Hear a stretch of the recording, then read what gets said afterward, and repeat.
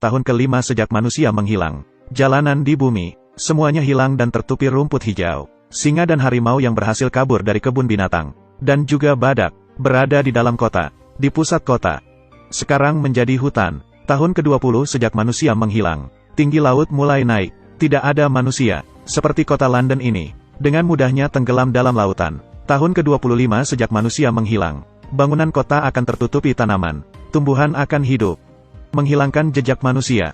Tahun ke-50 sejak manusia menghilang. Transportasi yang biasanya di jalan, akan mulai hancur, dan menjadi sampah. Bangunan yang ditinggalkan, menjadi bangunan bersejarah. Di tahun ke-100 sejak manusia menghilang, yang bersama dengan manusia selama 125 tahun.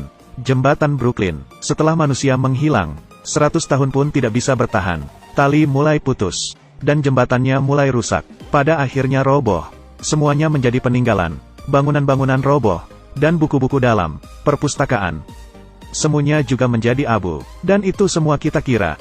Peradaban ukiran batu, yang kita tinggalkan, 150 tahun sejak manusia menghilang. Jalanan di jalan akan mulai roboh, dan bangunan tinggi menjadi tempat tinggal, berbagai burung dan binatang kecil, menjadi suatu ekosistem.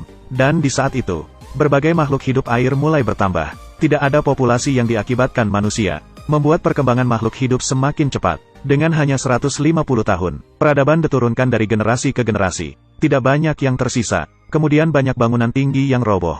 Ini adalah di tahun ke-200 sejak manusia menghilang. Menara Eiffel akan roboh. Di tahun ke-500 sejak manusia menghilang, bangunan lainnya juga akan mulai terpisah. Rata-rata tiap bangunan sudah kehilangan beberapa. Di tahun ke-100 hingga 500 sejak manusia menghilang, adalah waktunya dunia memasuki zaman kerobohan. Pada tahun ke-1000 setelah manusia menghilang, kota yang sudah dikuasai tumbuhan pun kembali menjadi bentuk bumi di awal mula. Manusia sudah hilang tanpa jejak. Tahun ke-5000 setelah manusia menghilang, alam di bumi pun kembali ke bentuk awal. Udara semakin bersih, air semakin jernih.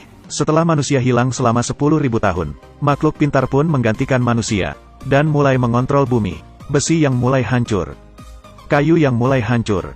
Di saat manusia menghilang selama 10.000 tahun, apakah masih ada bukti? Bumi begitu besar. Bahkan tembok raksasa, yang begitu panjang, dan piramida di Mesir pun menghilang.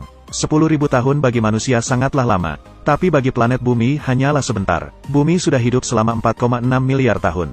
Bila diubah dalam bentuk jam, 10.000 tahun tidak sampai setengah detik. Nenek moyang sudah menghabiskan waktu puluhan juta tahun, belajar untuk berdiri dan berjalan, merangkak dan makan. Tapi sejak revolusi industri pertama, kita menggunakan waktu yang tidak sampai 150 tahun, membuat bumi menjadi hancur.